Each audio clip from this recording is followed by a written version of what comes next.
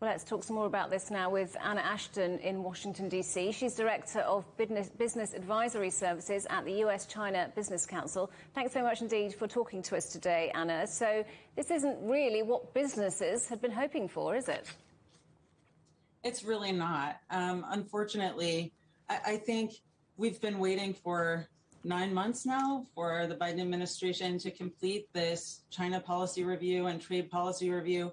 And this rollout, I think we're going to hear more from other members of the administration. This is just one little slice of the rollout of this policy review, but it seems a lot like what we've had to date, which is a Biden administration that has every intention of sticking largely to the tools and the remedies that the Trump administration left in place. We didn't hear a lot about a new approach at all. We heard that we're going to continue to use tariffs as a major tool in addressing our trade issues with China. We heard a defense that wasn't a detailed defense of tariffs as an effective tool, but I didn't hear anything about how they've been effective and no addressing the ways that they have been bad for U.S. economic interests. We heard that phase one is going to be a focus in enforcing the terms of the phase one deal.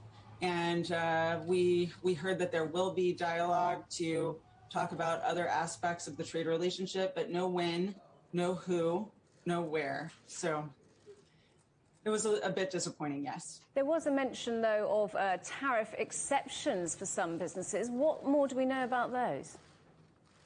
So there were no details on what the exclusion process is going to look like, when it's going to be restarted. But that is a bit of good news that there will be a restart of the exclusion process that largely lapsed over the course of late last year and early this year.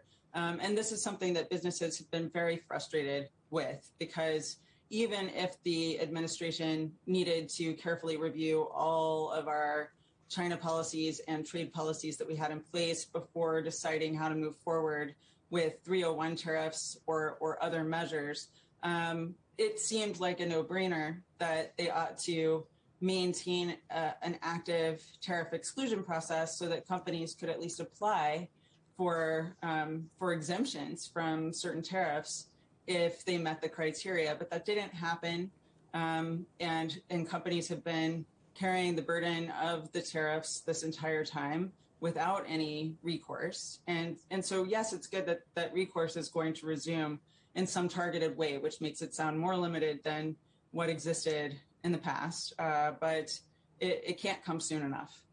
Looking ahead then, Catherine Tai mentioned recoupling. How do you see the United States and China trade relationship evolving from here? Recoupling was such an interesting term. It's unclear what that means. To what extent has the Biden administration assessed that we have decoupled?